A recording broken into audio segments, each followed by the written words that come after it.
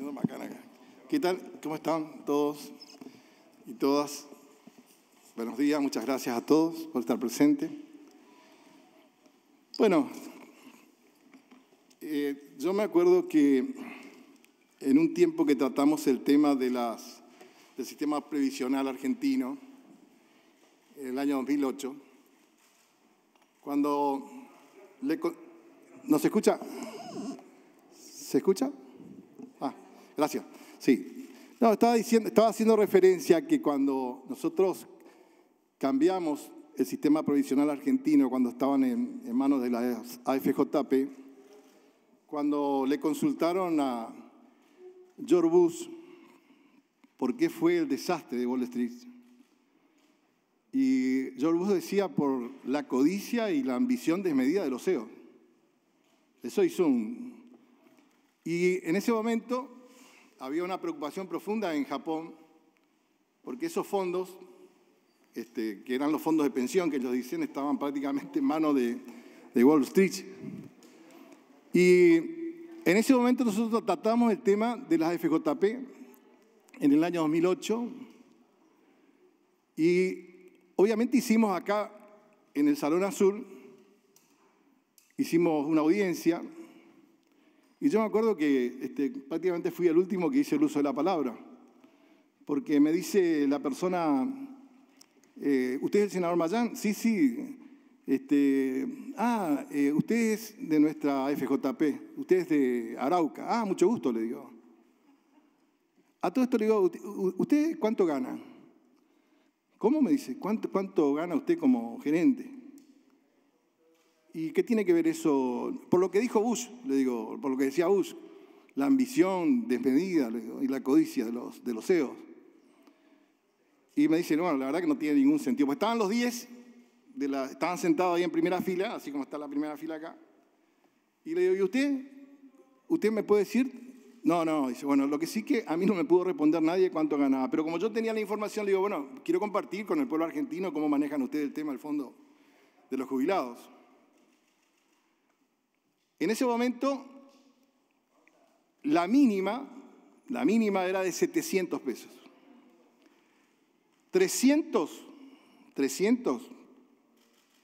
era lo que las FJP le daban a los jubilados y el Estado tenía que poner más de 400 pesos para alcanzar la mínima. Un CEO y los directivos de la FJP, el que menos ganaba pasaba los 100.000 pesos. En ese momento, con el dólar a 3, así que imagínense ustedes, 200 veces lo que ponían prácticamente para el fondo de un pensionado. Eso era mensual. Yo lo describí, porque tenía una carpetita, un informe, y le pregunté si alguno me podía desmentir eso. Y después tenían un premio semestral. Algunos eran de 1 millón, otros de 2 millones, otros de 3 millones, semestrales. Y hay algunos que alcanzaban premios de 8 millones semestrales. Bueno, esa era la administración que teníamos. Y me acuerdo que, no sé si está por acá Gustavo Ibarra, se acercó y me dijo, esa información es veraz, no la desmiente. Me dijo. ¿De dónde la sacaste? Yo también tengo mi fuente, le dije. ¿Verdad? Así como se suele decir, ¿verdad? Pero bueno, la verdad que después fue toda la prensa a preguntar, y tuvieron que salir al trote prácticamente. Y esto es lo que hace cierto, eso que decía Evita, que cuando el rico piensa en el pobre, piensa en pobre. Aparte, ¿cómo se utilizaba el Fondo de Garantía Sustentable? Para un grupo selecto, estábamos hablando de un fondo de casi 70.000 millones de dólares, que no estaba al servicio de la economía del país, sino que de unos pocos grupos de empresarios y del sistema bancario argentino. Así estábamos.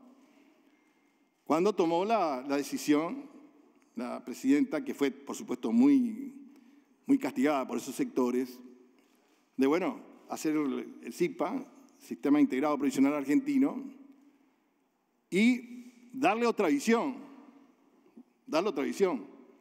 En ese momento no había, me acuerdo perfectamente, no alcanzaba 1,5 millones de jubilados.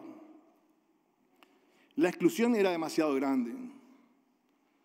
¿Y cuál era el concepto? El concepto que se tenía liberal, bueno, si no tiene trabajo es porque no quiere, si no tiene los aportes es porque no quiere, porque es vago. Lo que pasa es que el ser humano es único, hecho a imagen y semejanza de Dios, irrepetible, y cuando llega la mujer a los 60 y cuando llega el hombre a los 65, realmente necesita que sea considerado, porque es un momento especial de la vida, un momento especial de la vida. Y por eso necesitamos la inclusión, ¿verdad? En su momento ya, en el gobierno de Néstor, hicimos moratorias para ir viendo cómo hacer para ir acomodando el sistema previsional para todos aquellos que quedaron afuera sin ningún tipo de cobertura, por lo menos.